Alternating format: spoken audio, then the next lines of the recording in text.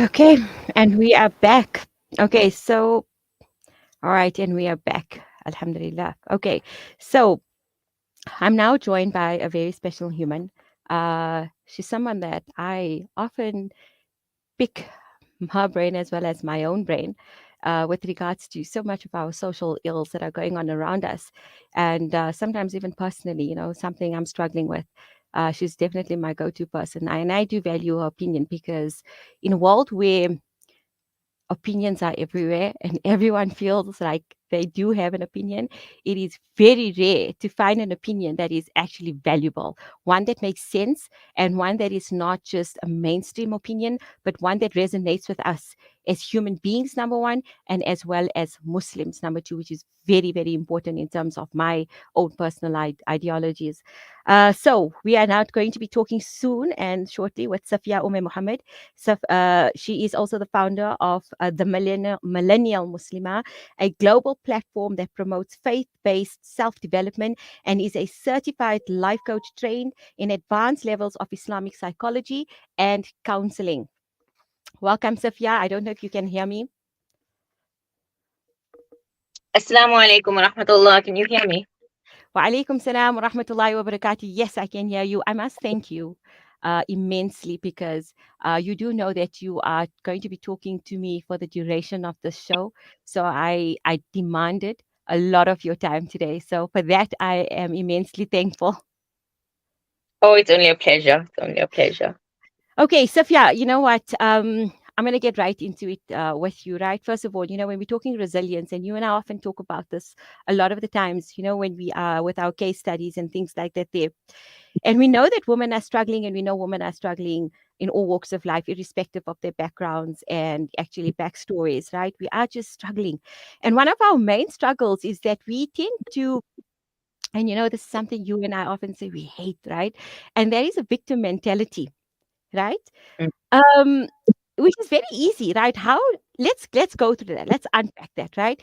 Victim mentality is often, when people I feel think and believe that they are unable to overcome their situations. And this is where resilience comes in. So take us through that. What is it that you want to tell us with regards to resilience? What is that? Bismillahir Rahmanir Rahim. Okay, so that's a good idea. Let us just unpack. So we're not using terminology that people who are listening don't understand. So when 100%. we talk about resilience, okay, what does resilience mean? And generally in our society, what we understand resilience to mean is advancing despite adversity. So even though you're going through difficulties and things are, not easy, and there are many challenges that you face, and especially as mothers, there are a lot of challenges that we face in our daily lives, in dealing with our spouses, in dealing with our children, whether it's a family, whether it's our own family, or even in-laws. There are many challenges that we face on different levels, and so the focus word here is advancing despite these adversities. So Mm, it means going over. So if you think of like a little boat on the ocean, so you're going over waves and waves and waves. So as the wave come, you are able to get over it. That basically is what one meaning of resilience, right? So we are still advancing, we are still progressing, we are still moving forward despite the challenges that we face.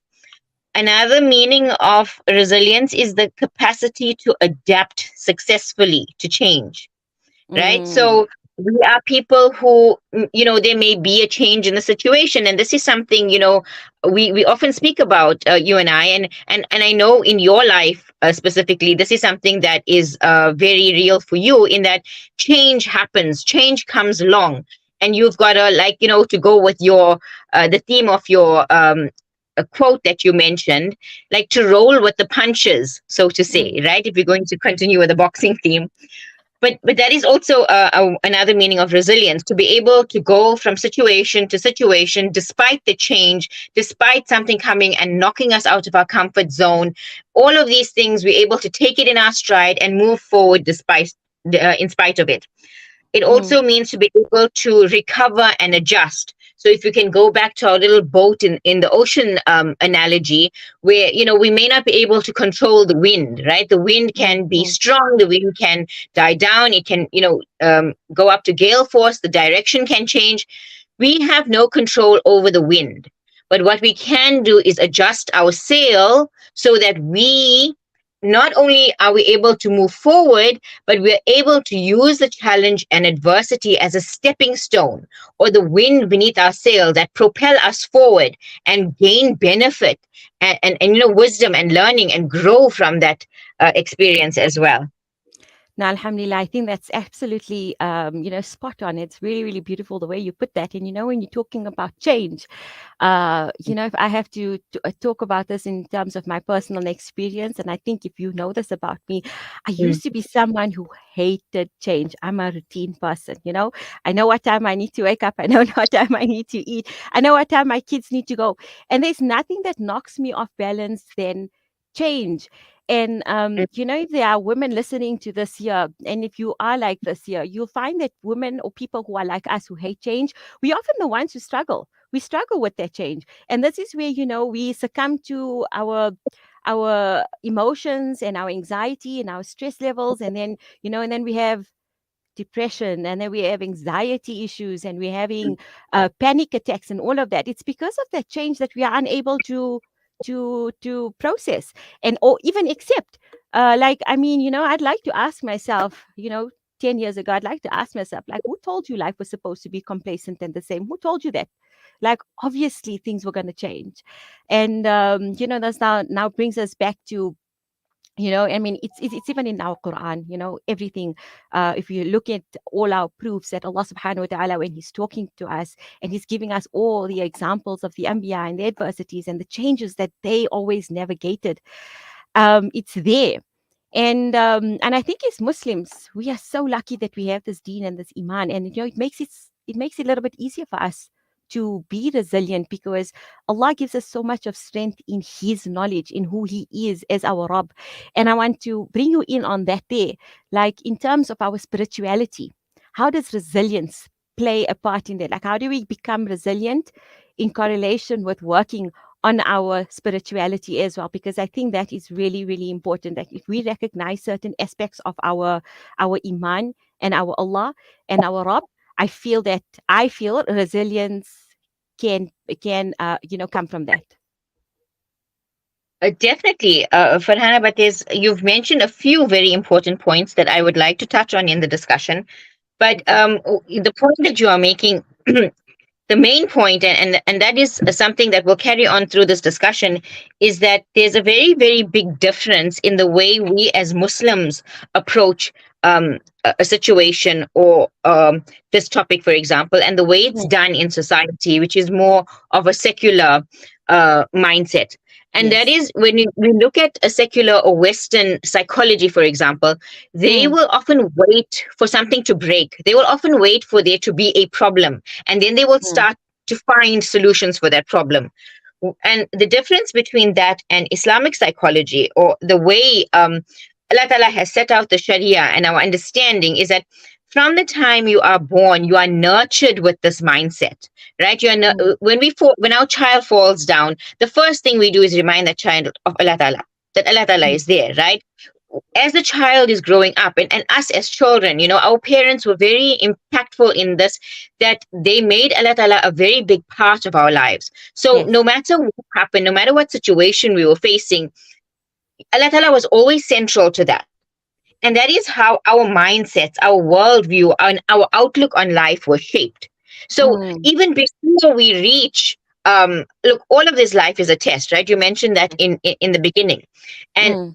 because we live in such a individualistic world, we live in a world that glorifies self. We have sort of internalized the sense of entitlement, where we feel we are entitled to this perfect life, this good life, this easy life. Mm. And sometimes we may feel that, what, I am a believer, I believe in Allah, I read my salah, so I am entitled to a good life. And that is a Mm. very wrong mindset. And often it's that type of mindset that sets us up for failure, because we Yes. have this sense of entitlement, And then when we don't get what we want, then we are upset with Allah Ta'ala. We are upset with the world. And this brings in the concept of victim mentality, where, Mm, we feel that we have been wronged because we had certain expectations that were not met. And then we feel that we are the aggrieved party, that we have a mm, right to then complain, that we have mm, a right to be angry with the world. And what happens then is that, we are not comfortable with the emotions that we're feeling because we feel like we are being, na'udhu oppressed in this situation. And so the easiest way to sort of get rid of those emotions is to project it on others. Then we are yes. projecting it on the people closest to us. Mm, And mm, this is a very, very unhealthy cycle that we find ourselves in the middle of, simply because we do not have the correct understanding, we do not have the correct mindset. And often people always come and they'll tell you, don't tell a person to make sabr, or don't tell a person to have faith or iman. mm, mm, The reason that that type of advice, even though it's a correct advice, the mm, reason why that advice often falls on deaf ears is that it is not the way we understand those concepts today, is not as it was practiced in the time of Nabi Sallallahu Alaihi Wasallam. mm, So mm. when we tell Yes. a person make I'm sabr, just, what I we just want to often are saying to them, Sorry, Sophia, I just want to interject. so Just quickly, without, I hope you don't lose your train of thought there, because I'm totally with you on that. When we say sabr, it doesn't mean that we want you to, just be a victim and say, okay, I'll take this, I'll take whatever it is. Remember when Yaqub alayhi salam wanted to grieve, he grieved until he lost his eyesight, and that wasn't making Allah subhanahu wa ta'ala angry or in any case like that there. So sabr doesn't mean that, we want you to be a punching bag. Sabr essentially means that I will withstand this test at this moment, uh, mm, in the best way possible, without becoming angry at Allah subhanahu wa ta'ala for this difficulty that I'm experiencing. And I know and understand that with every difficulty there will be ease. That is a promise of Allah. Inna ma'al mm. usri yusra. There will be that ease afterwards. But a lot of us struggle with this, right? And now I'm sorry that I interjected you there. You can continue with what you're saying. That's fine. It's a very valid point. It Mm, was basically what I was going to say. And mm, that, we were talking about our mindset and being conditioned, from birth. If we grew up in an Islamic household where the Islamic terminologies were not just something that we said with our tongues, but it was something that was, practically demonstrated to us. And yes, this is also where there's a difference between Islamic psychology and the Western approach, in that we use, we said that to use the adversity, to use the difficulty as the wind beneath your sails, right? And that yes. propels you. But where does it propel you? In Islam, we know that all of this life is a test, right? That we know that before we came here, and this is also part of our psychology. Before we were Mm, sent into this world, we there was the what they call Yomul Alast, where Allah Ta'ala asked us, it's in the Quran, Alastu bi Rabbikum. And we gave our word, this is a covenant that we gave to Allah Ta'ala. And we said, Bala Shahidna, right? We mm, said it with mm. our tongues. And Yes. so we came into this world for us to see if we were really truthful in our covenant. Right? Mm, So mm, Allah Ta'ala knows what's in our heart, right? So if we said Bala Shahidna, and we said, okay, we agree that Allah Ta'ala is our Lord, why send us here? Allah Ta'ala could have just skipped the whole world and sent us to Jannah and Jahannam, right? 100%. But Yes. Allah Ta'ala wants for us to see. He wants for us to see if we were truthful. And this is Mm, something also later on we will talk about it when we talk about the tools that help us develop this resilience. Um, and this is what we are here for, right? mm, So, mm, as you mentioned at the beginning, do they think that they will be left to say we believe and mm. they will not be tested, right? So, Yes. all of this life is a test. But right Mm, at the very beginning, if we look at Surah Baqarah, at the very beginning, Allah Ta'ala explains to us, who are those people who are muttaqin, who are those people who are close to Him, who are those people who have recognized Him, which is the pinnacle of human endeavor, to mm, recognize Allah, to attain this qalbun salim. And this is not mm. just something that, because we use this terminology, people feel that, what, it's about becoming pious Pious. Muslims, or, like, receive. coming away from society and staying in your home and becoming, a wali Allah. And that is not the case at all. Because No. if, we often speak about other Western psychologists who speak about the very similar themes. For example, Jordan Peterson, right? Yes, He's yes. someone that's trending today. He's on Mm, social media, and then, they promote this idea of stoicism and the, yes, the actual wisdom behind trauma and suffering, and to yes. understand that going through these, what we would call trauma, and going through these challenges and difficulties has a very real and necessary place in our lives, Oh, that in our without growth. it we will be unable to grow. Yes, Yes. exactly, we will be stagnant, we will not be able to grow. Right? If you go Ah, to the gym and you don't increase the weights that you are doing, if you go to the gym and do exactly the same thing every day, and you don't use resistance bands, and you don't use any of the things that you have to push against, you aren't going to get anywhere. absolutely, So, absolutely. even the exercises that you do, for example, squats or whatever it is that you're doing, right? You are Simple. pushing against something. You Yes, have to yes. do that. It is so necessary. Even, if there's no wind, the tree will not grow straight. You know, Mm, mm, the direction of the tree growth depends on the prevailing wind direction. So this mm, is all very necessary. mm, And mm. now, let us use an analogy that is easy to understand, right? So you go to school, right? You Right. start on the first day of school. On the first day of school, they tell you, you know what? We are going to test you in 100 days' time. And don't worry, the test is not going to be anything that you can't manage, right? Because Allah Ta'ala Mm. doesn't give us a burden more than we can bear.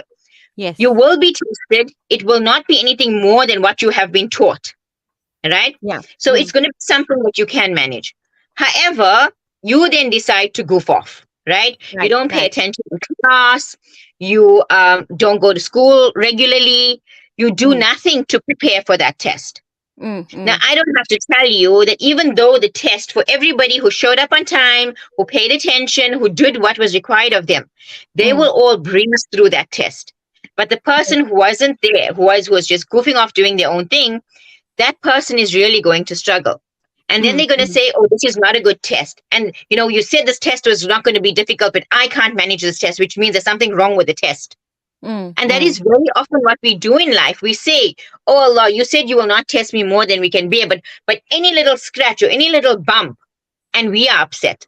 So where mm, does, so we question Allah Ta'ala and Auzubillah as human beings. We sort of humanize Allah Ta'ala and our sense of entitlement and what we expect of Him, instead mm, of looking within ourselves and finding out what needs to be corrected.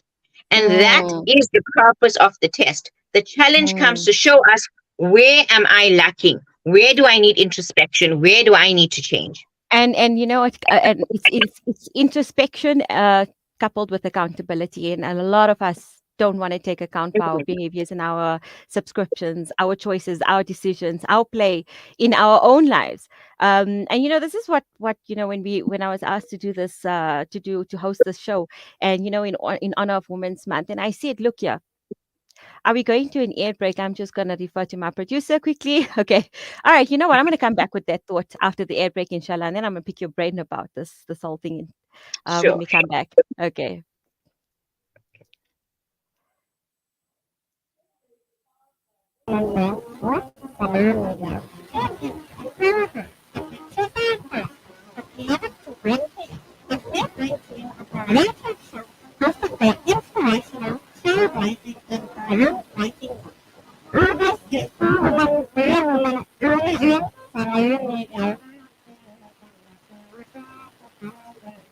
Spread warmth this winter with Africa Muslims Agency's Winter Warmth campaign.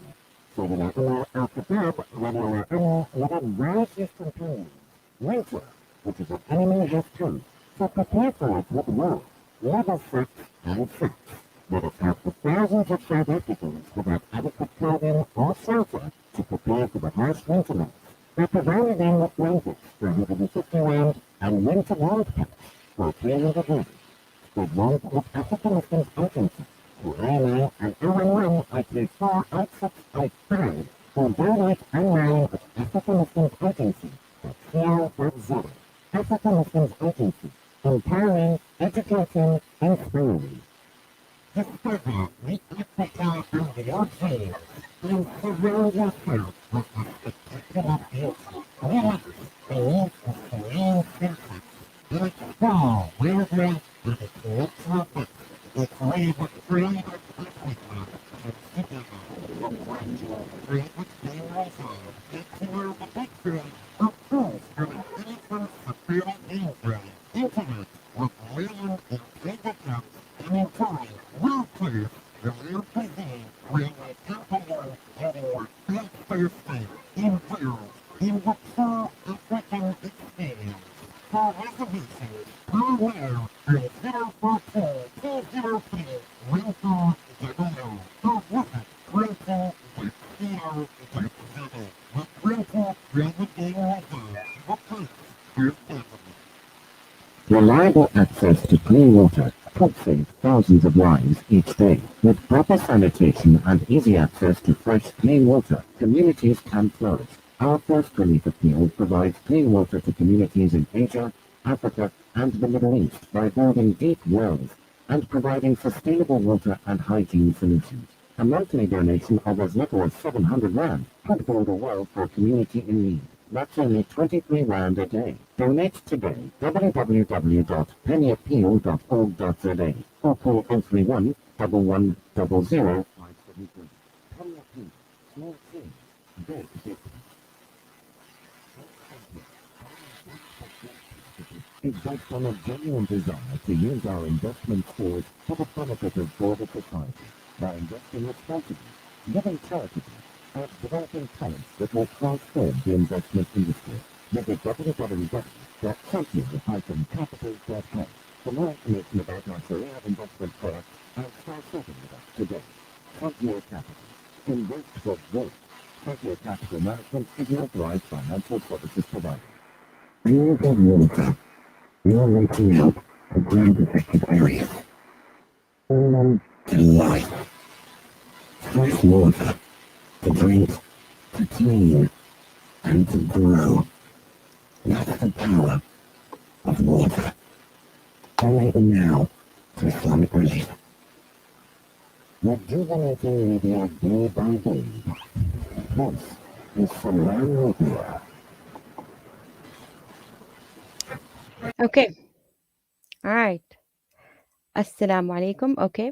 For those who have just joined us, you are in tune to Salam Media on the Empower show, and I'm your host, Farhana Hathurani, better known as Hannah Hats.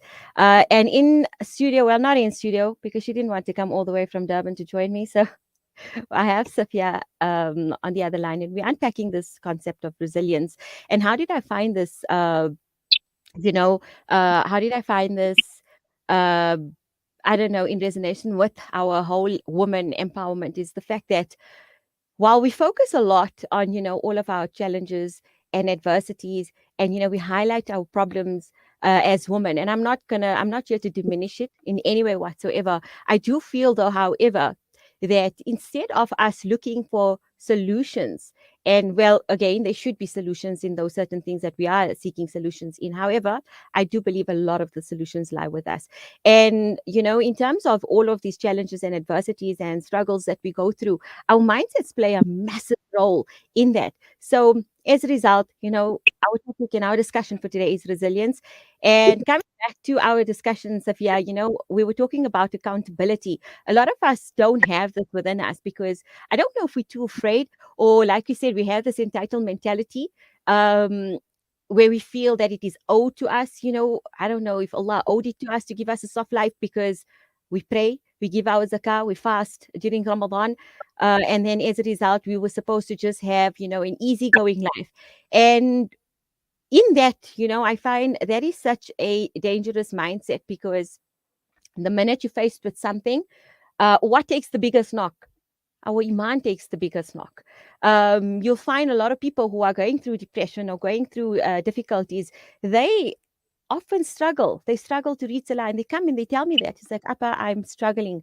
I don't know. I am so disconnected from Allah right now. I'm so disconnected from my deen right now. I don't even want to sit on my musalla anymore and talk to Allah. And it's because we are angry with Allah. And this brings me to a situation that happened to me not too long ago, and I think this was the turning point for me. And this was exactly when I learned about resilience, was when I was sitting in a situation. And I've never really spoken about this on social media or anywhere else, but I was sitting in a situation and I'd just come out of a really bad situation. I had COVID, I was in hospital. And 1 week after that, something transpired after an altercation and things like that there. And I was falsely accused of something and I was sitting in a jail cell. And before I actually got to that, I had such a screaming match with my Allah. I was like, why me? And when is this going to end? I'm actually tired. I'm tired of facing it. I'm tired of going through this. And I was so angry. But when I was sitting there in that quietness, in that helplessness, and I could do nothing and I could say nothing, I was completely helpless. And this is when I just surrendered. I said, you know what? I get it. I get it. Right now, there's no one around me. I can hear nothing. And the only one that I know that is present in this moment is my Rob. So I get it. If this is what you wanted me to understand and realize right now, that you will put me through difficulty upon difficulty, if you need me to be in that space with you, I get it. And I just surrendered, and it was at that moment I realized that, because even in that moment I said, how am I going to move on from this? This is hell of a traumatic for me. How I've done so much of work to get to this point, and every time I feel like I'm strong, something else knocks me, and now there's this here. And I don't know how I'm going to overcome. But it was at that moment I realized that, look, if I can put this behind me, I know for sure that it will only benefit me in later in my life, if I'm going to be faced with more adversity. And it was at that moment I decided that I needed to be resilient, and I looked into it and I studied it and I worked hard on it. And I'm going to bring you in on that there. It makes it difficult. Like I said, not everybody has those experiences. Not everybody goes through those extreme experiences where they get to make that realization. But now, bringing you into this conversation in terms of emotional resilience, quickly take us, what is the thought process? How can we inculcate this into our mindset? Subhanallah, let me just say, I love how casually you just mentioned the entire incident. And this, I always tell you, you are playing on a higher level. So, no, definitely, Allah Ta'ala speaks about this, what you just mentioned in Surah Baqarah. Allah Ta'ala speaks about it right at the beginning, right? So, if we, it reminds me of the ayat when Nabi Sallallahu Alaihi Wasallam Allah Ta'ala talks about those who we say we believe, right? And so Allah Ta'ala says that he, with regards to certain Bedouins, that they should not say we are believers. Rather, they should say we submit. Because a lot of the times we practice Islam culturally, right? So we say we Muslims, but what does that mean? It means I am a Muslim because I follow what my family does, right? So although we submit, although we are Muslim, that Iman has not penetrated into our hearts. And Allah Ta'ala is our Rabb, right? And part of that rububiyah, or part of the attribute of being our Rabb, is that He nurtures us, right? So He has us in this world to test us. But if you think of ourselves as little seeds, and Allah Ta'ala is nurturing us every step of the way. So when we find ourselves like we do today, where we live in a community that's like almost entirely against the fitrah, right? It's very different. So what we consider common sense, in inverted commas, what we consider normal, in inverted commas, is not the kind of normal a society like in the Medina period of Nabi Sallallahu Alaihi Wasallam's lifetime, and the Khulafa that came after him, the Khulafa Rashidin. It's a very different sort of outlook on life, a different sort of mindset, a different sort of normal. And in Islamic psychology, what we refer to as trauma is someone who is living a life that is antagonistic to their fitrah. So Mm. if you're living in alignment with your innate nature, so Allah Ta'ala created us in this with this nature, right? Our innate nature, and we were born into this world with this nature. But we find ourselves in a society where everything around us goes against that nature. So Mm. everything around us is rubbing and banging and scraping and bruising that innate nature of ours. And the situation that you just mentioned, is such a powerful, emotionally charged situation. But Allah Ta'ala talks about it in Surah Baqarah. He tells us, do you think you will enter paradise while you have not been visited by difficult circumstances, like those that were faced by the people who passed away before you? For you. They were Yes. afflicted by hardship and suffering, and were so shaken down that the Prophet, so even the Nabi of the time, right, and those who believed with him started saying, "When will the help of Allah come?" Mata Nasrullah. Mm. And then they Yes. were comforted, by saying that Allah inna nasrullahi qareeb, right? Yes. So this is meant to shake us to our core. And if we can look at, the Quran uses analogies because the human mind understands analogies better. So let us Yes. think of a tree in autumn, right, where the leaves have turned yellow, Mm. and these trees are already dead. They're just Mm. hanging Mm. onto these branches, and Mm. they remain until someone comes and shakes up that tree to such a level that all of the dead leaves fall. Mm. And this is often what happens to us, that because we live in a society that is so hyper individualistic, that is Mm. so self centered, that glorifies worship of self, that actually conditions us to be hedonistic and narcissistic, where it's all about, we're so self absorbed. Hedonistic means that we run towards those things which feel good and feel nice, and that we immediately label those things that are uncomfortable as bad, and we move away from it, despite the fact that Allah Ta'ala tells us that you may hate a thing that is good for you and you may like a thing that is bad for you. You do not know that Allah knows. But instead Mm. of leaving it to Allah, instead of submitting, and like you said, where you reach a point of surrender, so something comes to shake you to your core, where you have no other option but to surrender. So Mm. you'll be fighting and fighting and fighting, and until you don't reach the point where you surrender and say, you know what, I give up. This is, Allah, this is on you. I can't fight anymore. At that point, that is where our hearts, our dead, heedless hearts that never thought of Allah in the first place, that is where it cracks open. That is Yes. where the hard stone filter that has formed around our heart shatters and Mm. breaks through. And if you can imagine this glorious golden light shining through from the shattered heart. And Mm. that is what Allah Ta'ala wants us to reach. And that is what Allah Ta'ala wants us to feel, that the halawa, the sweetness of the closeness to Him.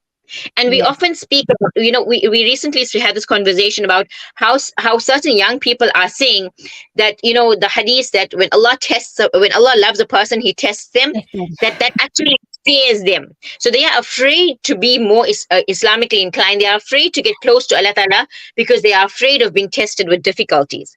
Yet Yes. this is where, it takes us from, our eyes can see one thing. So what we see with our eyes and what we are rationalizing with our minds no longer gives us the answers that we need. And this is where Allah Ta'ala is pushing us. He's pushing us to a point where, my eyes are saying one thing, my mind is saying one thing. And then I Mm. break shatter that glass ceiling, and I reach that spiritual level where it's coming from my Allah. Because my Allah wants to show me, despite what your mind is telling you, despite what your eyes is seeing around you, I am here, Mm. and I don't Mm. follow the rules. The entire universe follows my laws. I am not bound by those laws. And so Yes. even though you cannot see the solution in front of you, even though your mind cannot rationalize the answer in front of you, I am here and I will carry you through. And Yes.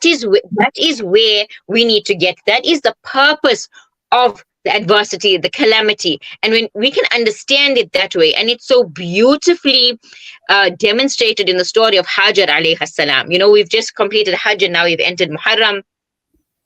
And these are stories of resilience. We end the year off on a high note, a story of resilience of Hajar, left Mm. alone in the desert, all on her own. But what did she say? Is this a command of my Lord? The minute she Mm. heard that, her heart was at ease, even in Mm. the middle of the desert. And as mothers, we can be strong if we have to go through an adversity ourselves. But when our little baby is crying out of thirst, of hunger in the heat of the desert, what Mm. happens to the heart of that mother? Mm. Right? Very, And very then true. Very true. she knows that my Allah Ta'ala will send the relief, that I am Allah Ta'ala's responsibility. But I cannot just sit here and become a victim. I cannot just say, Mm. oh, my husband abandoned me with my child, and just be a victim and sit here and cry. What did Mm. she do? She woke up and she did the only thing that she could have done. She walked from Safa to Marwa, Marwa to Safa, up and down, because that was the only thing she could do. But she knew, as long as I am actively seeking, as long as I am making use of the means that I have at my disposal, the relief will come. And we know that the relief did come. And the relief was not even related to her walking from Safa to Marwa. From Safa to Marwa, but Zamzam came out in another place in the form of Mm. relief, right? Yeah.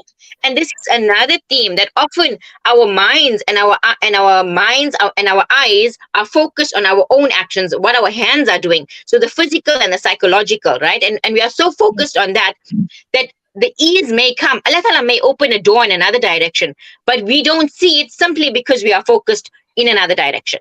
100%. Again, you touch, subhanallah. You always have this ability to make the hair moms raise, honestly, But I come back to that there. You're so, so, so right.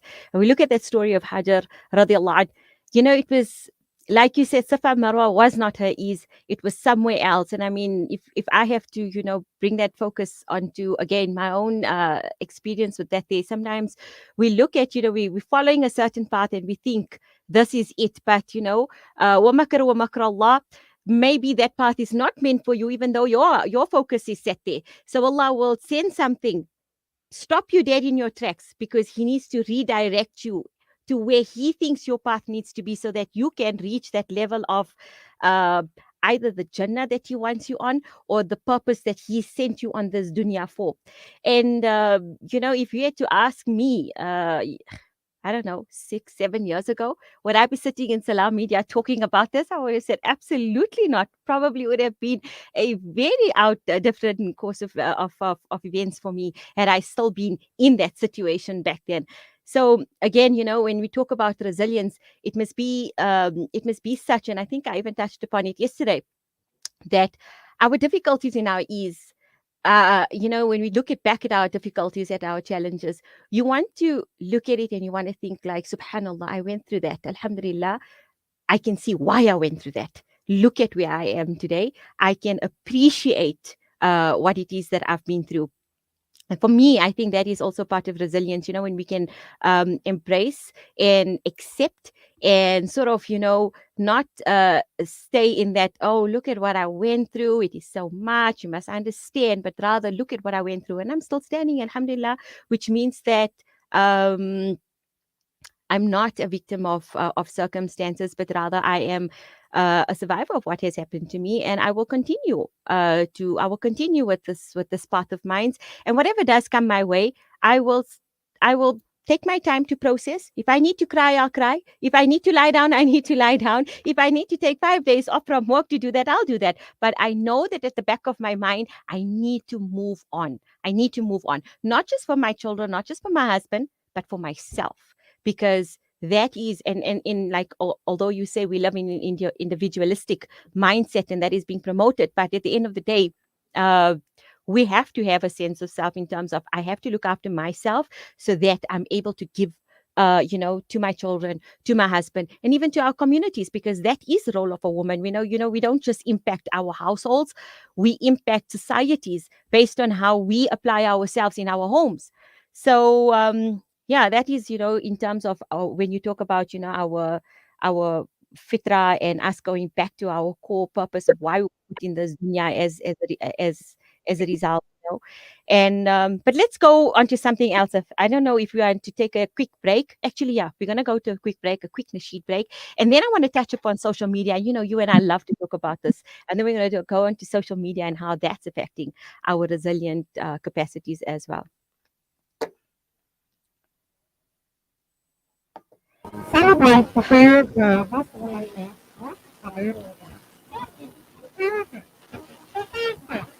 is never to bring freedom. If we're going to operate ourselves as the great inspirational, celebrating, and groundbreaking all this is all one woman only in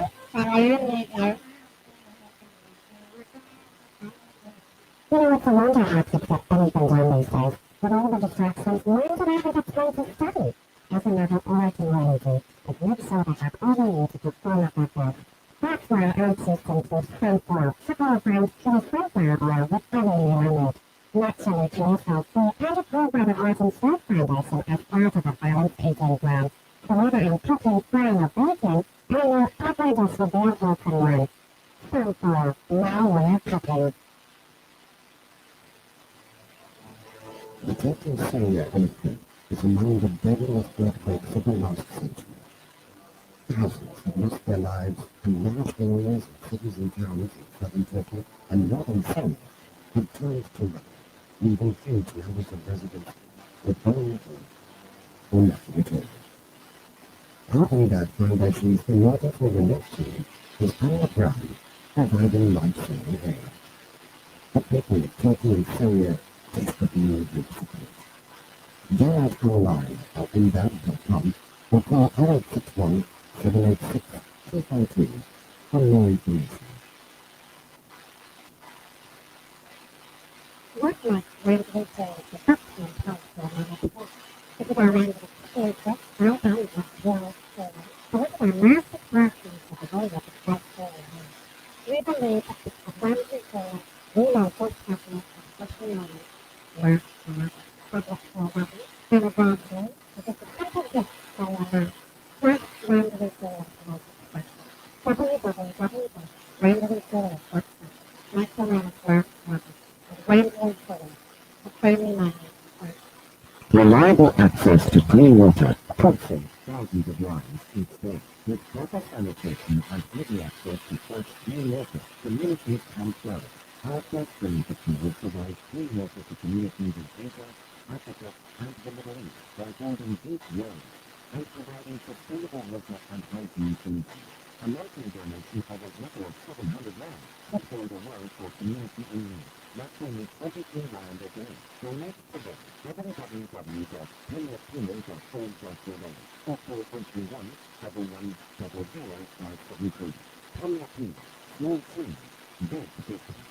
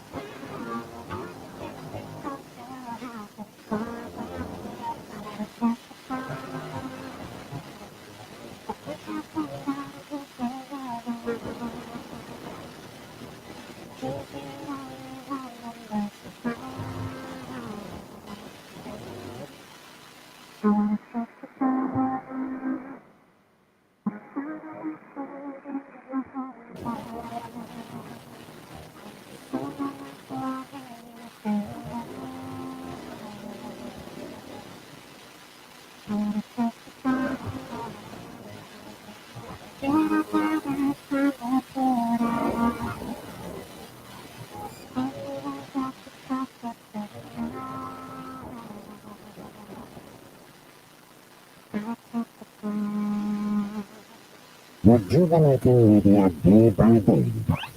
This is Salam Media.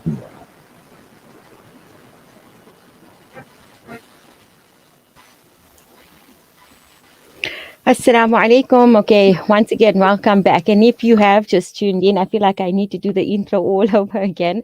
I am Hannah Hatz, your host, and you are tuned in to the Empower show in honor of Women's Month, which is August. Okay, and in studio, I'm joined by our beautiful guest, Sister Safia Ummi Muhammed, also known as Millennial Muslima on social media. Welcome back, Safia. Are you with me? Yes, Assalamu alaikum wa rahmatullah. I'm here. Can you hear Okay. me? Alaikum salam. I can. Are you tired of me yet? I'm just happy there's no load shedding at 12 o'clock. I forgot to check the time today. Okay, but I think our we do have your number. If you do get cut off, then we know how to contact you if that does happen. All right.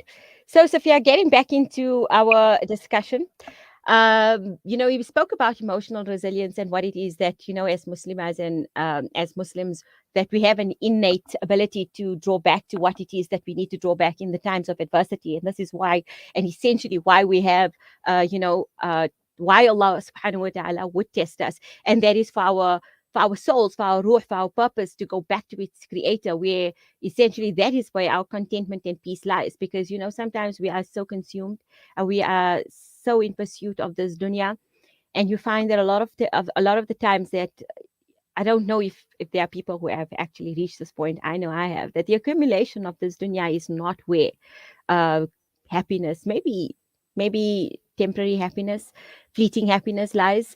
But that's not what we seek. That's not our purpose in this life as such.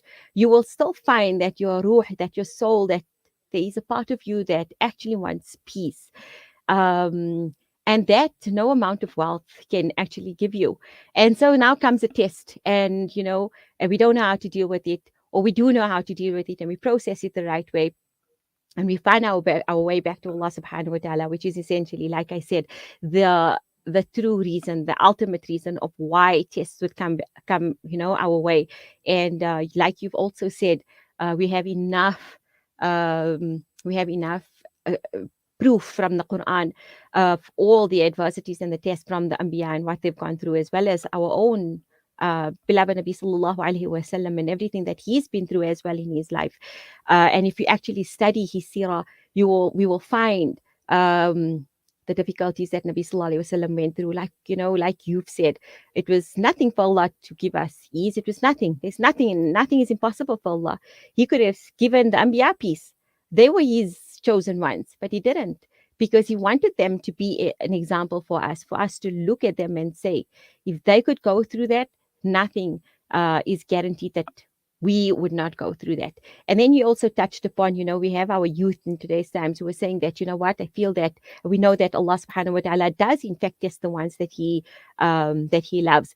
And then unfortunately, we have our kids internalizing that or interpreting that in a very opposite manner. And they say, okay, well, if that's the case, I don't want to be loved by Allah, so I'm not going to read my salah. I'm not going to be this devout Muslim. I'm not essentially a devout Muslim, but rather, I'm not going to be in the pursuit of Allah subhanahu wa ta'ala's happiness and pleasure, because I don't want to be tested. I'd rather be happy in this world. And you know what my response to that is? And we see it, right? Because yes, it is very normal to go through difficulties, and it is sometimes normal to question Allah. We say, why? I'm reading my 5 times salah, I'm reading my Quran, I'm doing what it is that I'm supposed to be doing, I'm fulfilling huququllah, and I'm fulfilling my huququl ibad. Why is it still so difficult for me? And yet, look at that person out there. They're not even vaguely a good person, but they seem to have everything in order. And my simple answer to this is, when Allah subhanahu wa ta'ala gives you ease in this world and you are not tested and you are not close to Allah, because you are of the opinion that if you are going to fulfill your huququllah, you may be tested, then be very, very, very afraid, because that is all you're going to receive from Allah. This dunya, there will be nothing for you in the akhirah, because we know that with every difficulty, there is ease, number one. But essentially, with every difficulty is the fact that our ranks in the akhirah are raised, our sins are removed. For other difficulties that were supposed to come our way, even that gets removed in terms of our sabr, and in terms of how we draw closer to Allah subhanahu wa ta'ala. I don't know if there's anything that you actually want to say to that before we go on to the next question that we must tackle. No, I just want to add something, and that is that even though they think that staying away from, like you say, becoming more closer to Allah Ta'ala means that they kept away from tests, it doesn't mean that they are kept away from difficulties and hardship. Because we know Allah Ta'ala says, the one who turns away from my remembrance, they will lead a very constrained and constricted life. So, so this faulty mindset actually is waswasa of shaitan, right? Shaitan is there to deceive us. So shaitan will say, look, Allah Ta'ala is saying this to you. And Nabi Sallallahu Alaihi Wasallam is saying that, Allah tests those that he loves. Now, if you're going to go and you're going to become, inverted commas, pious, and I don't like to use the word pious, because, reading a 5 times salah is not piety. It's, it's practically what is best for you. So it's someone like, if you're following a diet, for example, doing the things, if you're going to lose 10 kilos, you have to follow the steps. Yes. So as a Muslim, we understand that, in this world, Sharia has come to protect family. It has come to protect our aqal. It has come to protect us as individuals, because there is no protection in this world. We are swimming with monsters, and every day we excuse me, we become aware of more and more monsters that are lurking around in society. So literally shark-infested waters, and Sharia is the only net. So it is for our own benefit and our own self-preservation that we remain within those shark nets and we don't venture out into where the monsters are. So that is how shaitan also, shaitan beautifies their actions. Shaitan makes some people think that, this what I'm doing is really good and really, beneficial. But in reality, they are just building castles in the air. And unfortunately, it's only when they get to akhirah will they realize that everything has come to nothing. And this is where our topic of social media comes in. Farhana. That we don't realize how we are opening the door to it's not us that's going on to social media. When we click on that app, it's me opening a door for social media to access me, for social media to gain access to me, for the whole world. It's not I'm looking at the world, it's that the whole world is now gaining access to me. And you are a very special individual that Allah Ta'ala has protected. How much of that filthy, dirty, shark-infested world are you going to allow to have access to you? How many of those people who you don't know what diseases they have in their hearts, you don't know what silent poisons are festering in their soul, How Mm. many of them are you going to allow to have access to you? How many of them are going to look at this lifestyle you portray? And what Mm. kind of energy, what kind of attention are those people focusing on this lifestyle that you have put out there? So, in as much as we read our adhkar, in as much as we have Allah Ta'ala's protection, but when we take the step to consciously put something out there, we are opening the door and inviting all of these things in. And Absolutely.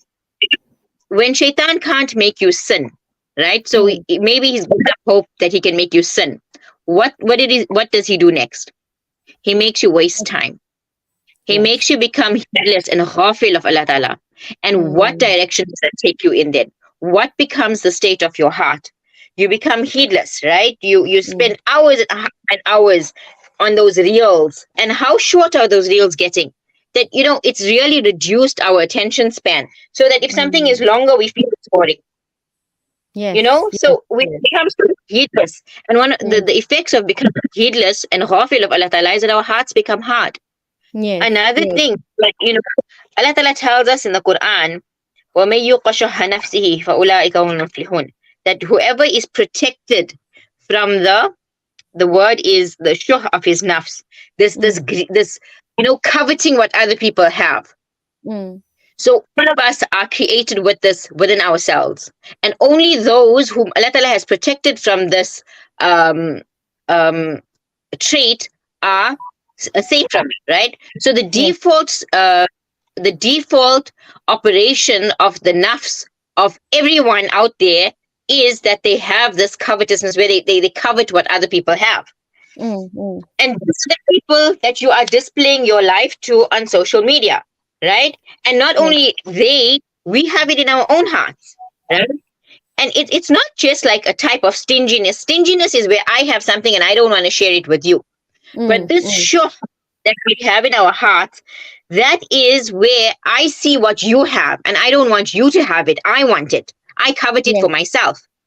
And Right. this becomes very, very dangerous because again, we now have to learn to move away from what our eyes are seeing is one thing, what our Mm. minds are rationalizing is one thing, and the impact that has on our heart is the most important thing, but it's often very, very neglected. And so Mm. when we take the situation and look at it from the perspective, from the heart's perspective, right? What this is, we are coveting what other people have. And Nabi Sallallahu Alaihi Wasallam explains four types of people, right? So one Mm. person, Allah Ta'ala has given wealth and knowledge. So Mm. this person then is able to spend his wealth in a manner that is pleasing to Allah Ta'ala, right? So we Right. know like from the Ashara Mubashara, those who are given glad tidings in this world of Jannah, many of them were multi-millionaires, right? What Yes. we would consider Mm. like the Jeff Bezos and Elon Musk of today, right? And we know like Uthman radiallahu an, how much he gave in the path of Allah. Um, you know, um, there are other Sahabis as well. The name just slipped my mind now. It will come back to me, inshallah. Abdurrahman bin Auf, how much of wealth he gave in the path of Mm. Allah. To this day, their gardens are there. As Uthman, his gardens are there. He gives the dates that come for the fasting pilgrims come from the garden of Uthman radiallahu anh, and other Sahabi like him who gave their gardens in waqf, and to this day they are benefiting from that charity, right? So the first Mm. type of person who's been given wealth and who has been given knowledge. The Mm. second type of person is that person who has been given knowledge but not wealth, right? Mm. So this Mm. person then looks at the first person and he says, if Allah had given me wealth, I would do what they were doing. So if we see, look, Hazrat Uthman radiallahu anh, Allah Ta'ala blessed him with wealth, right? Yeah. And he's so close to Nabi Sallallahu Alaihi Wasallam, and he is given glad tidings that wealth was instrumental in him earning his Jannah by being of service to the Ummah. And if Allah Mm. Ta'ala gives me wealth, I would do this the same. I would love to be in service of the Ummah. So because this feeling is established in our heart and this becomes our intention, then we get the same reward simply because of our intention. But Mm. the opposite Mm. is also true. And this is what we find happening on social media. That so the third type of person, Allah Ta'ala gives them wealth and no knowledge, right? So they Mm. use their wealth in all the wrong things, where they become ostentatious, where they become lavish, where they live these lavish lifestyles, this high flying lifestyle, and they, they portray that on social media, and that then gains access to us because we are there. So we see this lifestyle, this lavish lifestyle, and spending, insane and obscene amounts of money on ridiculous things, right? But Mm. what happens to the youth of today? They then start to look up to that. And how many people have gone broke? How many people we hear of will pay people money to allow them to pose with their shopping bags?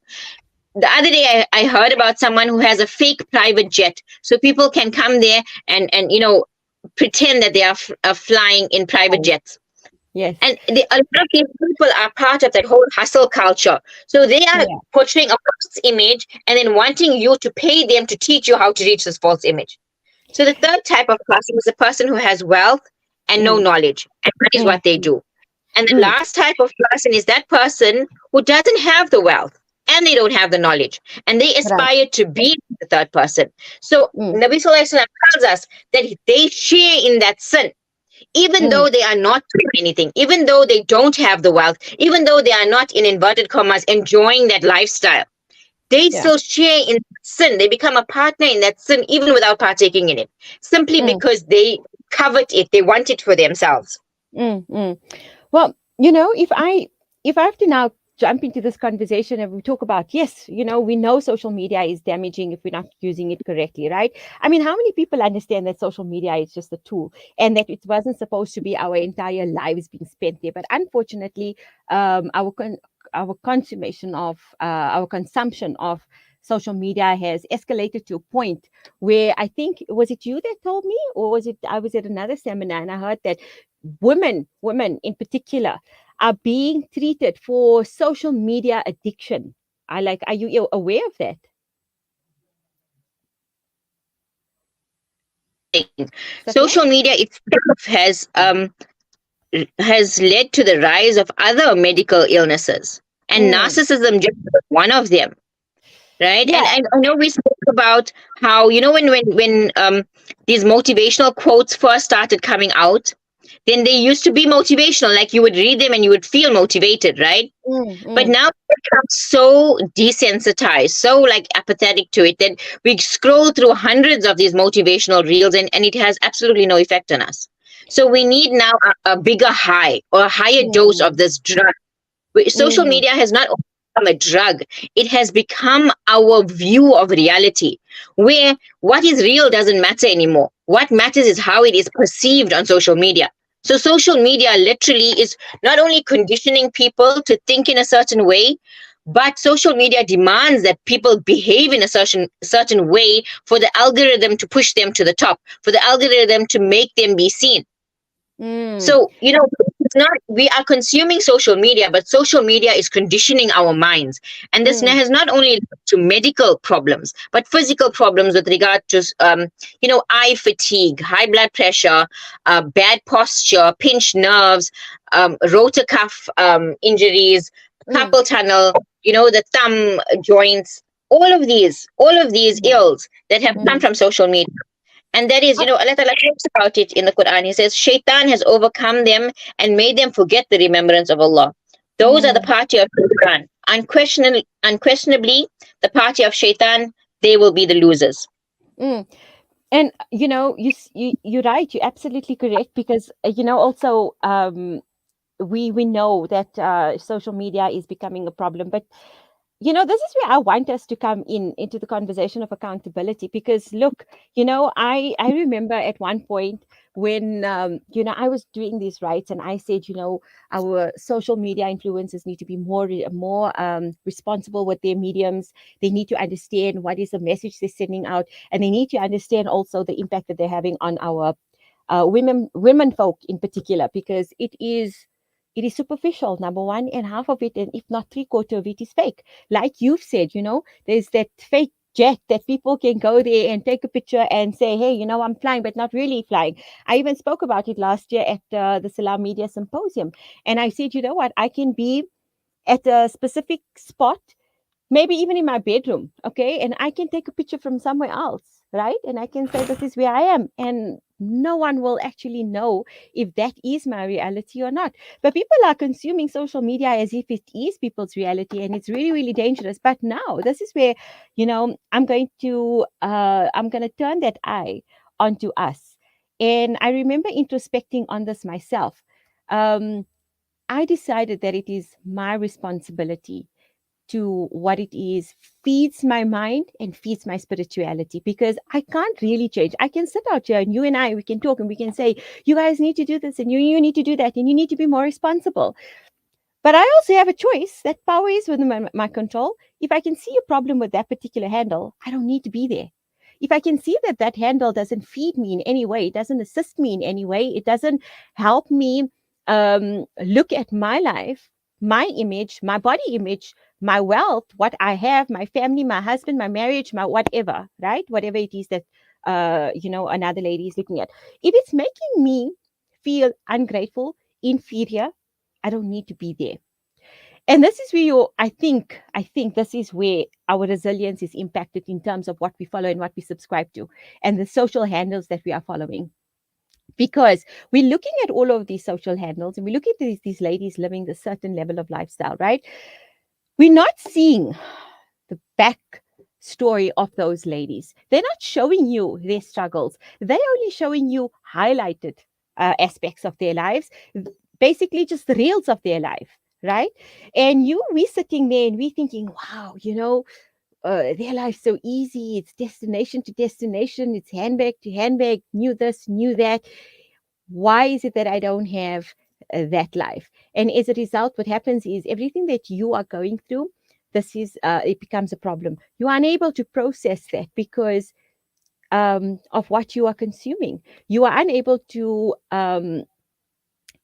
appreciate your own reality, your own experiences, even the negative ones, because you're so focused on all the positive experiences of someone else. You're so subscribed to someone else's life that you look back on yours and you just hate yours. And I think this is where our resilient factor is affected in terms of social media. Uh, I don't know what you want to say with regard to that, Safs. I agree 100%. And, think of it this way, right? Here's another analogy.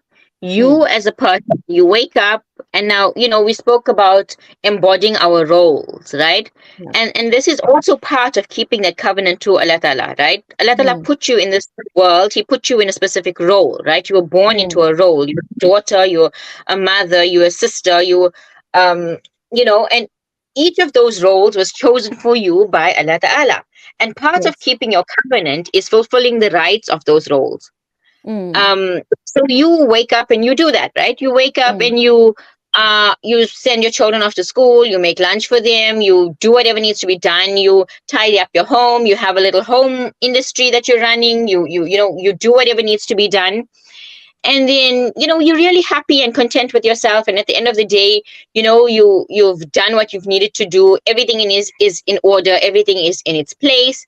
And now you mm, say, what, let me just relax and let me just go, blow off some steam on social media.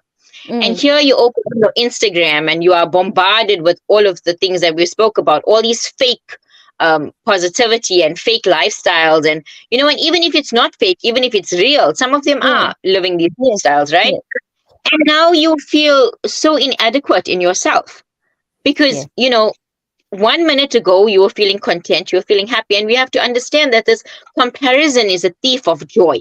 yes, And yes. that when we expose ourselves to this, these little seeds of these feelings that we have, they take root in our heart. And they Mm, become this silent poison that then festers in our heart. And if we do not become mindful, and what you said, take accountability, become mindful. If we are not mm, mindful of this, and another reason that social media is toxic is that it promotes a false narrative, and especially when it mm. comes to mental health and well-being, right? Yes. A lot of these so-called mental health influencers, or all these aesthetically pleasing posts about what it should feel like and what it should be like and what mental health should look like. These Mm, people are not professionals, right? There are very mm, few of them who actually call out those sort of toxic narratives and this false and fake positivity that's being promoted. And we Yes. then think, do you know how many times, and I often speak about how many times people phone me convinced that they have trauma. And Yes. why are they convinced that they have trauma? Simply because social media convinced them that they have Yes. trauma. Yes. I had one Yes. lady phone me frantic, and I told her about this, that she's a narcissist, and I told her, Yes. you can't possibly be a narcissist, and she's like, no, like she checked off to tick those boxes, and she's a Yes. narcissist. So I told her, well, firstly, narcissists cannot self introspect. The fact that Yes. you think you're a narcissist means you are not a narcissist. you know Absolutely. Yes. Things like that. People become frantic, convinced that they have problems that really don't exist.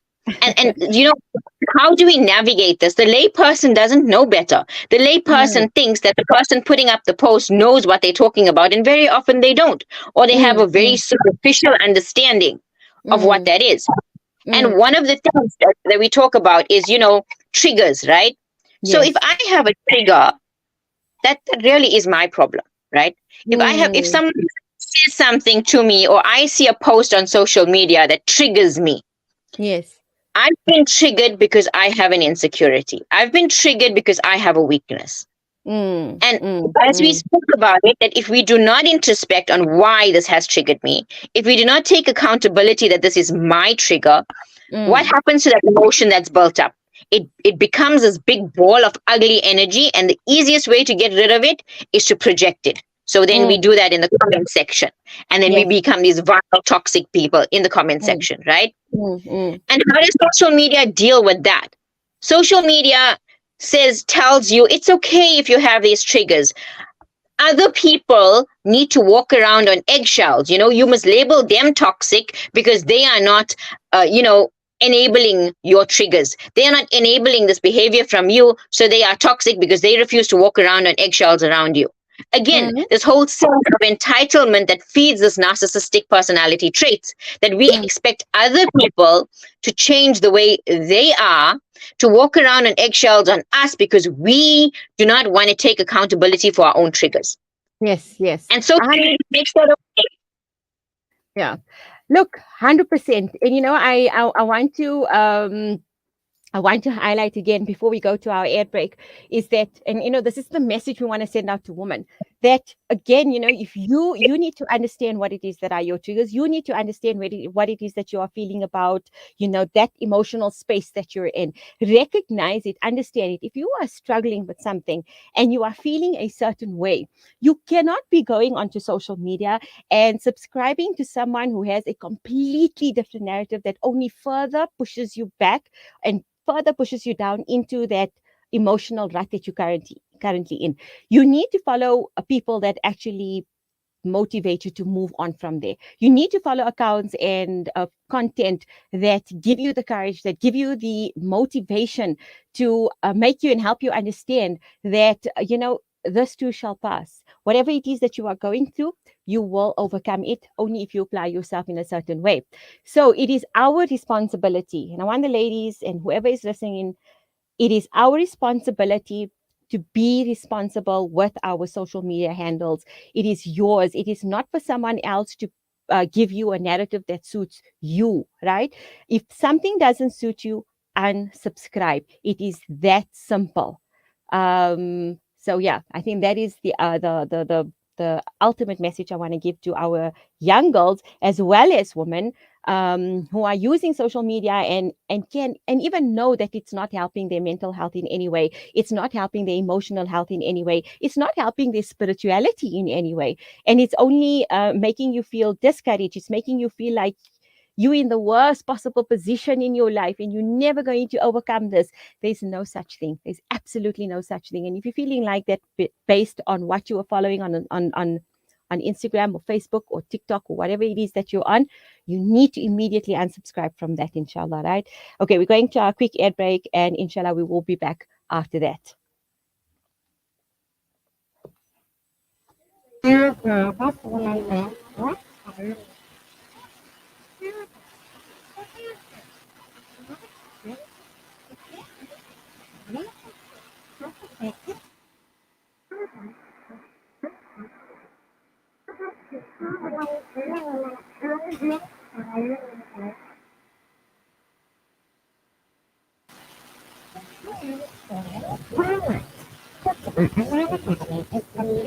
global online Islamic school from Vietnam to Egypt, offering South African kids and international classes. And with lessons for there, we also offer online madrasa for every grade. For more information, visit www.portugalonline.co.za. Portugal Online Academy, your leading global online Islamic school. One word that changes the life of a child.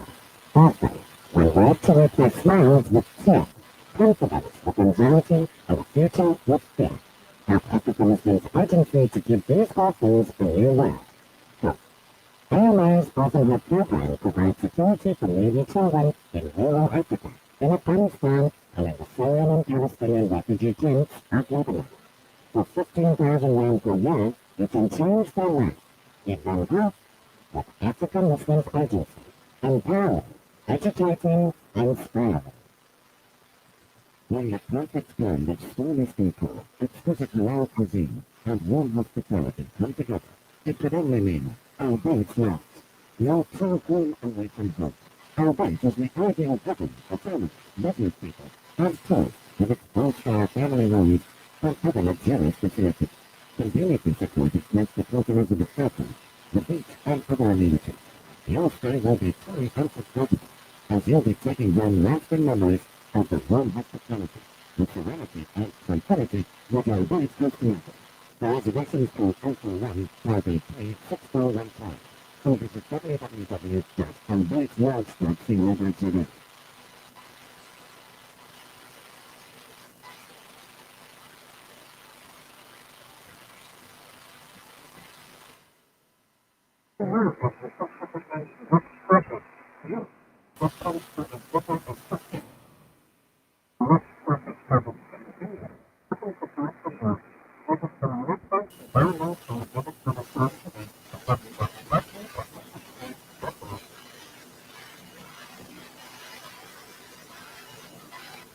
These days are smart. In order to keep people their attention against their smartphones, you need to make smart choices. That includes control, couple of times, just control all, and every meal you make. The smart choices for food will keep our health and stay foundations as well as bonds and survive. So whether you're cooking, cleaning, or baking, you get the right choice for yourself. That'll get their attention faster than the magic sound. And if that doesn't work, choose the local outlet. Sunflower, non-electrical,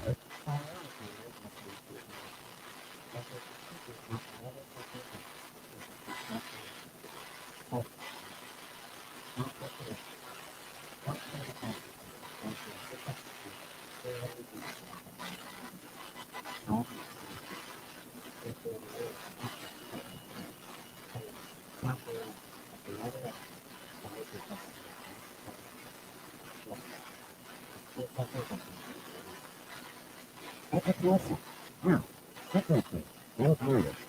Please listen all the journeys to let more. African Agency is committed to providing free water to the thousands who fall without the price of human life.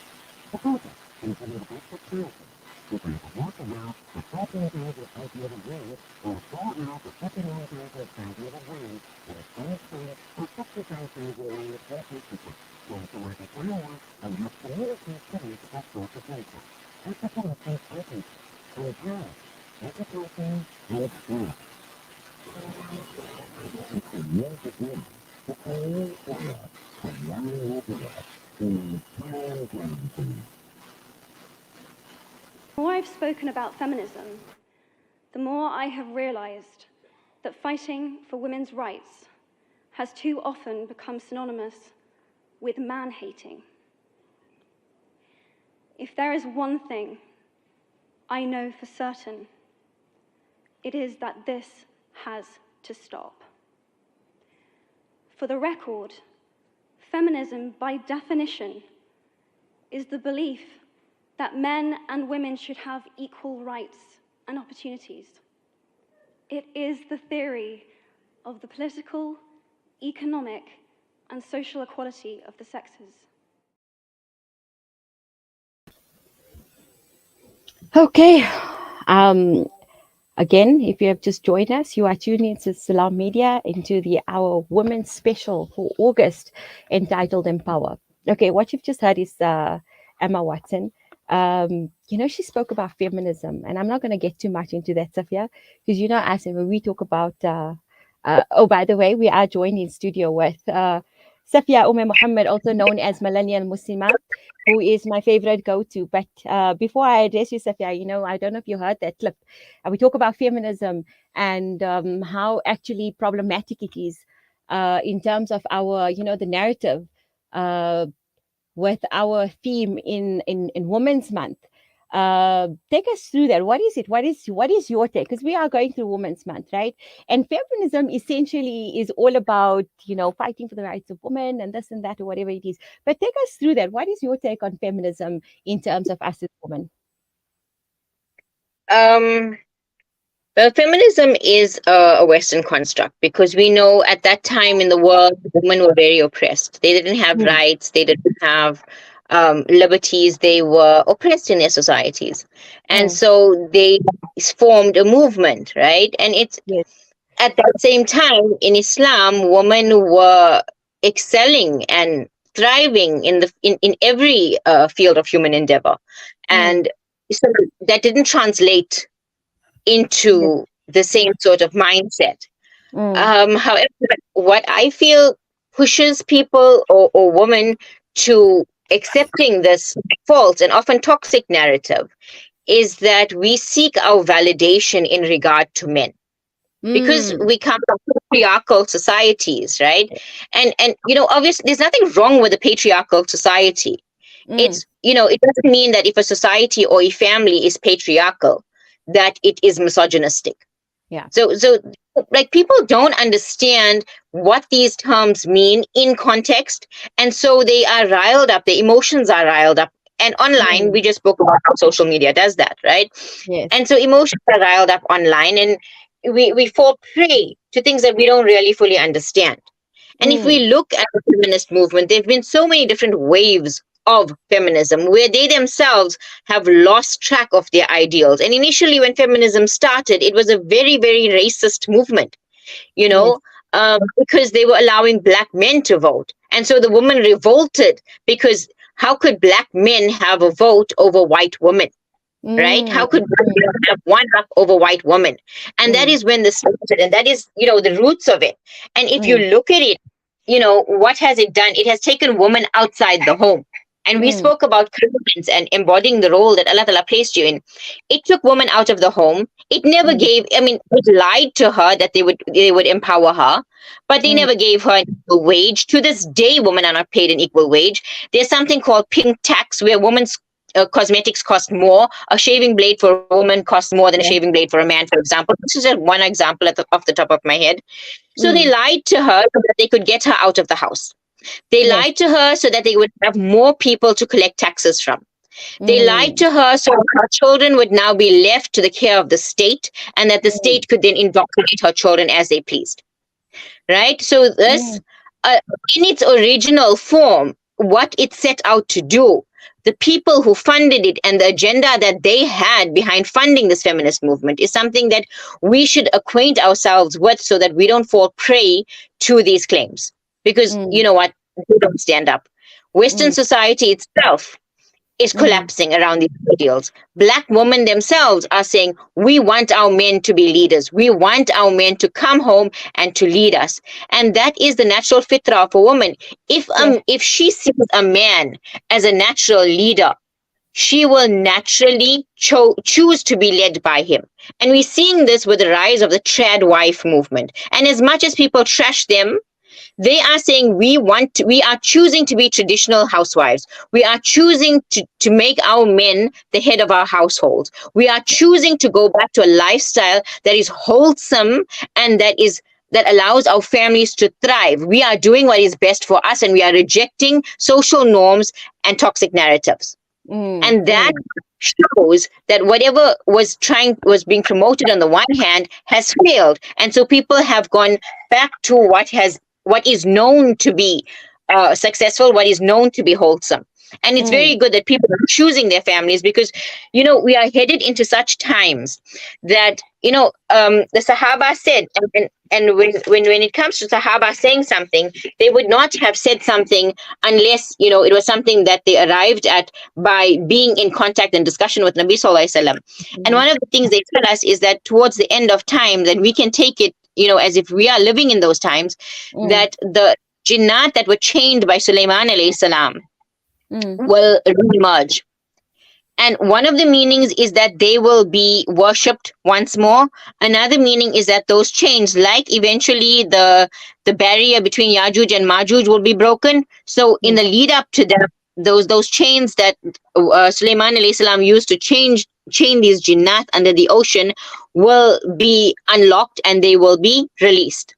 And mm, even non-Muslim, even Christian leaders are telling us that that the effect of Aphrodite, who is now being worshipped by the feminist movement, there's this feminine deity. If you go back and you study her origins, she was the patron of prostitutes. She was known mm, as the destroyer of families, the woman mm, who lured men out, you mm, know for lust, and took them away from their families, so that they abandoned their families and went off and did things, had affairs, or dishonored the covenant that they had. And this mm, is something, I don't know if I'm jumping ahead of myself here, and we did speak about resilience within marriages, and why mm, are marriages breaking apart at such a colossal rate. Nabi mm, Sallallahu Alaihi Wasallam told us to see this time. And one mm, of the reasons is the lifting of amana. And mm, we walk into a nikah today, we don't realize I am signing a covenant. I am signing a contract. I'm putting my name down. I'm entering into this contract in the name of Allah in front of all these witnesses. And mm, that means that I am accountable. I hold mm, myself accountable to do what needs to be done, to fulfill the rights of my spouse, to fulfill the rights of this marriage, of the children, and keep Allah Ta'ala at the center of it. It's yeah. and today we just find that people they demand their rights, and there's very little attention given to fulfilling responsibilities. Yes, I think this makes me come back to the stuff like where we are so focused on our expectations from people, and very rarely do we look at what it is that is expected of us in terms of, and this is again why I said when I was asked to do the show, and I said, look here, we can I can come up here and I can talk about all the struggles and the challenges that women face, and I can go off on and say, men need to align themselves and they need to do this and I need to do that. But at some point, we must understand that we as women are given massive responsibility. The fact that, like I said, we are mothers on that, alone, to the point where it is mentioned in a hadith where Nabi sallallahu alayhi wasallam, a lady went to Nabi sallallahu alayhi wasallam and she complained and she says, why is it that women, we are not accepted to go in jihad? For what reason? For what purpose? Right? And Nabi sallallahu alayhi wasallam said, your jihad is the fact that you are a mother. That alone is your jihad. Um, and from the time you conceive right up until you wean your baby off, if anything had to happen to you, if you had to pass away, you attain the complete honor of a shaheed. And for me, that says so much about our ability, that we may not be physiologically strong, okay, obviously as a man, but certainly Islam itself came in and showed us our strength and what is required of us. And if you just look within our homes itself, we have so much of impact and so much of responsibility.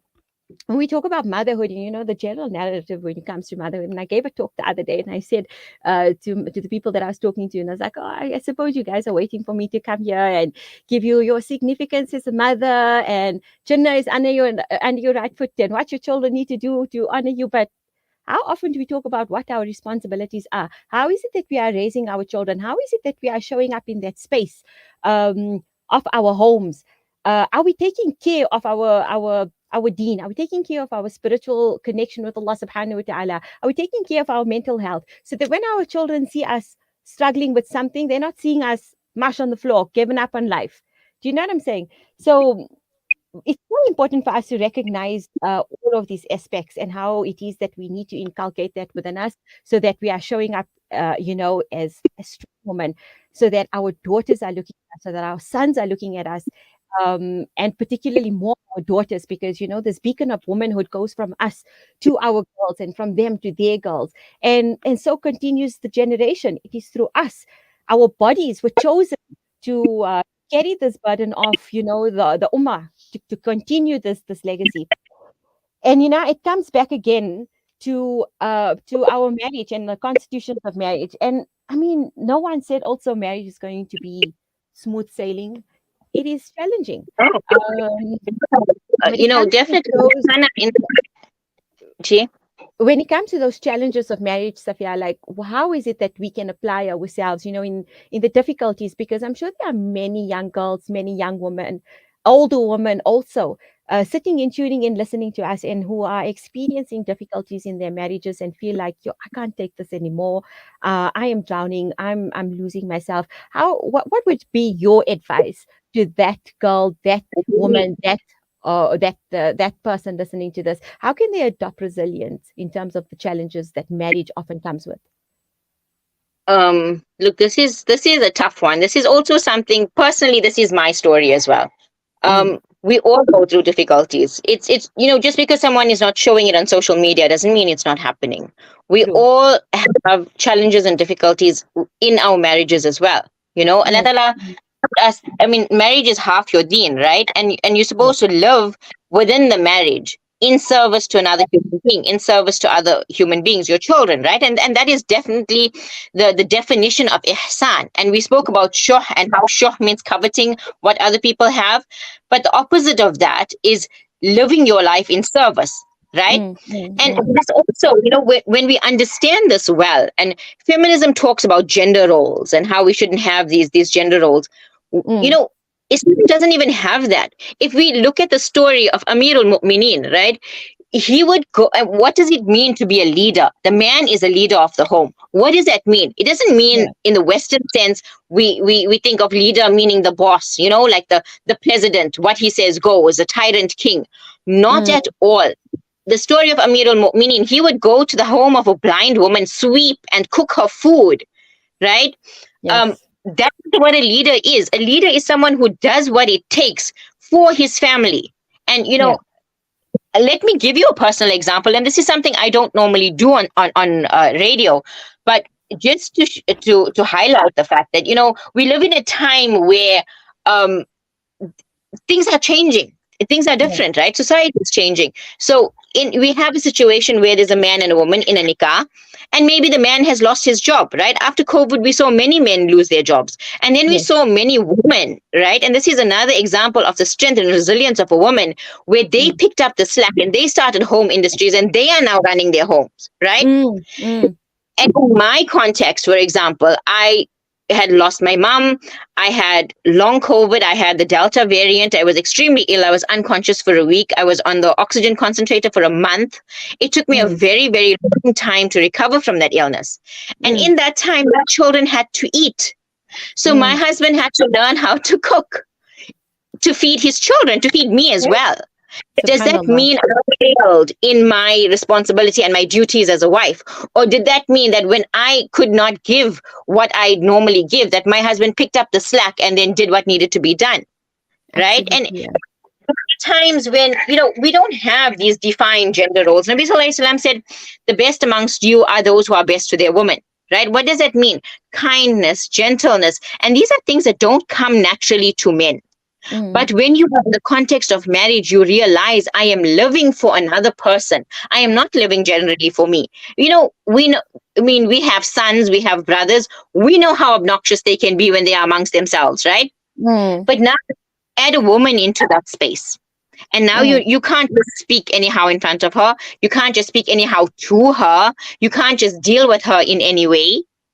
Mm. And this is something that we need to learn. So this Yes. is why marriage is half our faith, because a majority of our tarbiyah is done within the space of nikah.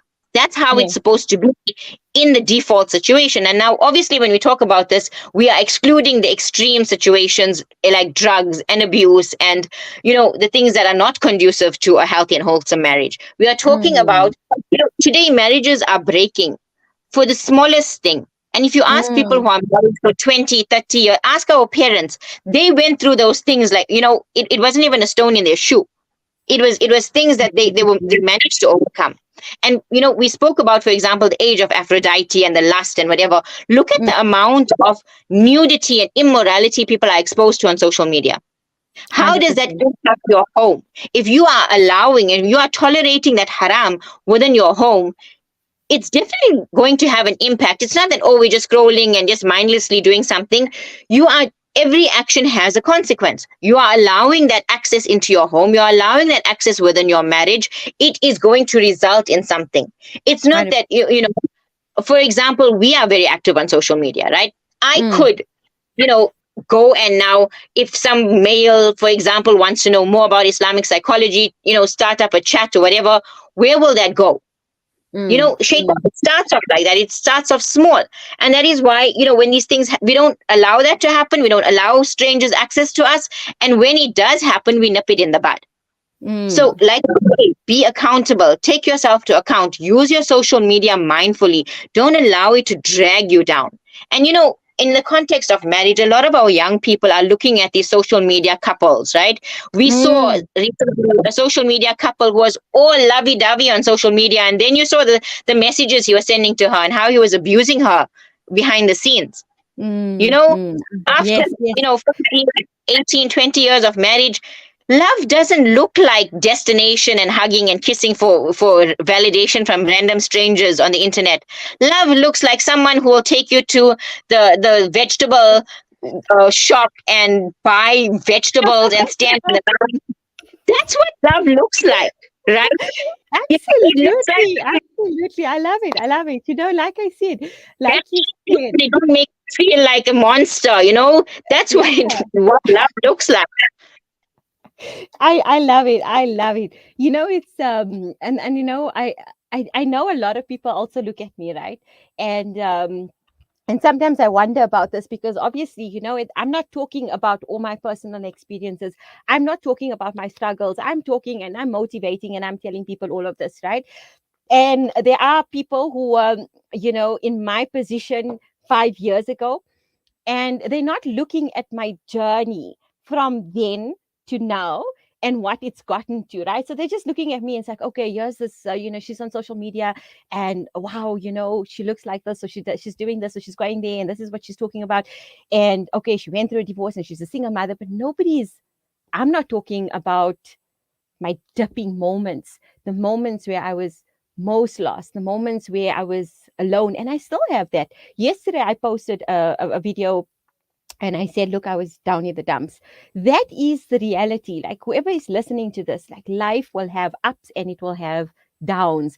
It is not just a one-way street, and everyone's journey through life will be different. It's not a one fit glove for everyone, so we can't look at everybody's stories and want it to be your story and want it to be the same. It doesn't work that way. What you can do is look at someone's story and say, well, speak to them, have that conversation with them. How did you get to this point? And you'll find out the struggles that they went through, to get to that point. And yes, like you said, marriage is not is not sitting in Maldives and sipping cocktails. That is not marriage. Marriage is, waking up next to that person with that morning breath and saying, I still love you and I still choose you with those, dark circles under your eyes, my person. You say, Uh, you say to your spouse, I love you more, right? And it's not mm, about a competition. So, you say I love you more, not because I'm in a competition and I need to be one up. You say yeah. I love you more than the bad times. I love you more than the nonsense. I love you more than, what? We are both human. I'm going to Mm, drop the ball sometimes. You're going to drop the ball sometimes. I'm going to be really ugly and mean and nasty. You're going to be really ugly and mean and nasty. But I love you more than that. And this can mm, only happen when we make Allah Ta'ala the center of our lives. Because let mm, me tell you, I've been married for a while, right? And there mm, have been times, and again, this is not something I say out loud, but you have a way of dragging these things out of me. But for the purpose of this discussion, there have been many times, multiple times, where we've reached a point where we felt like we were at a stalemate, right? Where we didn't see a way forward, where it felt like this was the end.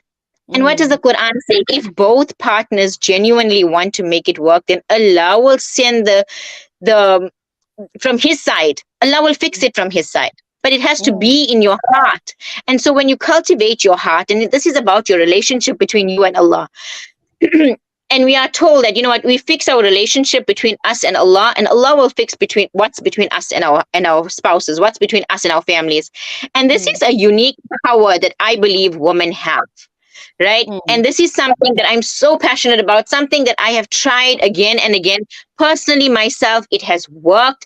This is what I teach to my clients. It has worked for them. And, you know, it is something that I'm so passionate about. And that is that we know men will not go for marriage counseling, right? That's not going to happen. Your husband is not going to go, right? If you want to save there'll be very few men. And if you know, again, with women, we understand emotions so deeply that we can manipulate them and we can cry and twist our husband's arms and make them go. But the benefit of that is minimal because it has to come from within his heart, right? Absolutely. So we must be smart. We must be smart. Who controls his heart? Who controls his heart? It's Allah, right?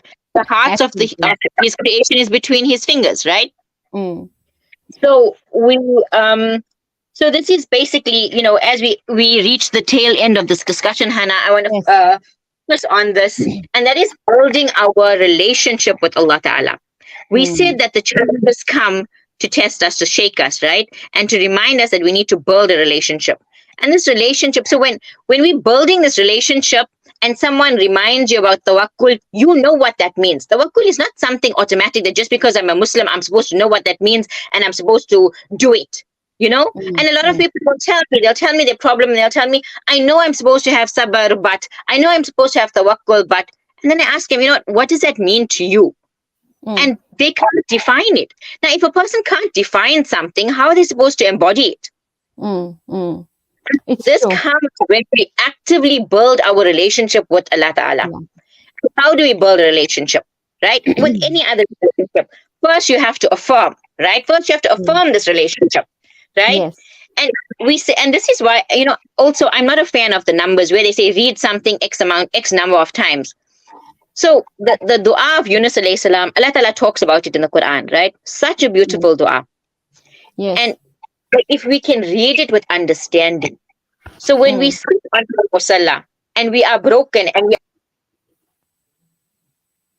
are, if you can, you know, reflect on these words of Allah, who is there who answers the desperate, destitute, broken person? When he calls out. And you know, and removes him from that evil and establishes them upon the earth. Who's the one that does that? Amma yujibul mutar. Who? Ilahum Allah. Is there an ilah besides Allah? Reflect on that. Reflect on this and understand there is no one. La ilah. There is no one. There is nothing. There is no power. There is no might. There is no husband. There is no father. There is no president. There is no United Nations. There is no one. There is nothing. La ilah illallah, except Allah. Right? There is no one. And because there is no one in this entire universe that, you know, keeps up everything. Subhanak, glory be to you. How perfect are you that the entire world can praise you, that they can use up all the seas to speak your praises, and they can do it again, you know, bring another sea like it, and you are still more perfect than that. All human words put together cannot even encompass the reality of the meaning of one of the names of Allah Ta'ala. So, you know, reflect on this, understand this, and say, Subhanak, La ilaha illa anta subhanak, inni kuntu minaz zalimin. Taking responsibility, introspecting, realizing that we have not lived up to the role that Allah Ta'ala deserves. We have not worshipped Allah Ta'ala according to how He deserves. We have not embodied our role towards our family according to they deserve. Right? We have become so needless in our lives that we've become lost. So we make this dua, we reflect on it. We understand that no one is coming to help us. No one is coming to save us. It's just us and our Allah, me and my. And make the salah your me time, my me and my Allah time. And this is how we are different from Western psychology, because Western psychology is all about me time and reflecting and relaxing and meditating over myself. But in Islam, we say me and my Allah. I am never alone. Allah is there. Allah is closer to me than my jugular vein. So whenever I'm thinking, whenever I'm introspecting, whenever I'm spending any time by myself, I am alone with my Allah. And that Mm, is how we build this relationship, right? We build this tawakkul. We open up our problems, you unpack it in front of Allah, right? mm, mm, And mm, we affirm this, and then we understand the nature of our relationship, that we do not mm, have the sense of entitlement, that this nature of this abd and rab, this ubudiyah, this absolute, that antumul fuqara ilallah, that I am so helpless and needy to you, oh Allah. I have nothing, and you are the source of everything I need. And if we okay. can do this, and if we can embody this istighfar, Allah Ta'ala says, the you make istighfar. Istighfar is the magnet that attracts the solution to all our problems. It is the Mm, magnet that attracts the solution to a good life. It is the magnet that attracts abundance. It is istighfar. In the story of 100%. Nuh alayhi salam, he tells his people, Allah Ta'ala will open up the skies and rain down everything that you seek, if you can embody this istighfar and live your life in this embodiment of this istighfar. And that is our Subhanallah. perspective: affirmation, perspective, and communication. So we communicate to Allah Ta'ala. Dua is the essence of ibadah, because Ibadah. this is Allah Ta'ala has given us the opportunity to talk to Him. Who is He and who are we? It's true. What right do we have to actually even call out to Allah Ta'ala? Have we even earned that right? We haven't, but He's given it to us.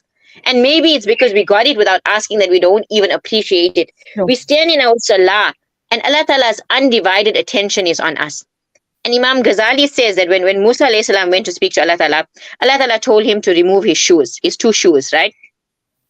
So when we go to our musalla, we must be mindful that when I remove my shoes, I'm removing the physical and I'm removing the psychological impact. I'm removing everything that I've seen with my eyes, and I'm removing everything that my own mind rationalizes. And I am taking a step forward into your domain, O Allah. This is Wadi al-Muqaddas, the sacred valley. My musalla is my sacred space where I communicate with Allah Ta'ala, where Allah Ta'ala's face is facing me directly, where when I read my Surah Fatiha, my Allah is responding. And when I come Mm, to that Iyaka na'budu wa iyaka nasta'in, my Allah is listening to me and responding.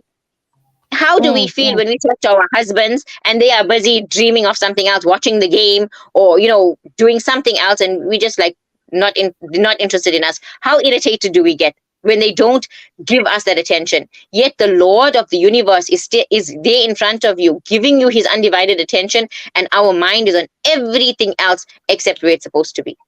That's true. How are we even supposed Subhanallah. to benefit from the salah? So, you know what? You've hit many nails on the head. So much of things for us to introspect on, Safia. I mean, it's just I don't like I said. You've always been mind blowing, and I don't think I could have chosen a better guest to join me on this particular show for this particular topic than you. And like I said, I have to round off the show. They're giving me the signal there that I need to round off. I'm going into airtime, into someone else's airtime. But you know what, Safia, Jazakallah so much for joining us. And I really hope that everything that we've discussed today is beneficial to our listeners, inshallah. And I want to leave the listeners with this last quote before I say my goodbyes and see you, inshallah, on Thursday. Remember, ladies, fearlessness may be a gift, but perhaps more precious is the courage acquired through endeavor. Courage that comes from cultivating the habit of refusing to let fear dictate one's actions, fear as well as uncertainty. Courage that could be described as grace under pressure. Grace which is renewed repeatedly in the face of harsh and unremitting pressure. And if you have to look at this saying, this speaks of us. This speaks of us. Every woman has this innate ability to rise above pressure. I mean, the fact that you are mothers, the fact that we bear children, the fact that we have wombs, that alone will tell you the resilience and the ability we have to overcome and to continue and to continue, because life continues through us as well. Jazakallah khair for joining us. And I hope, like I said, this has been a beneficial program, and inshallah, I can't wait to be back in studio on Thursday. Assalamu alaikum wa rahmatullahi wa barakatuh.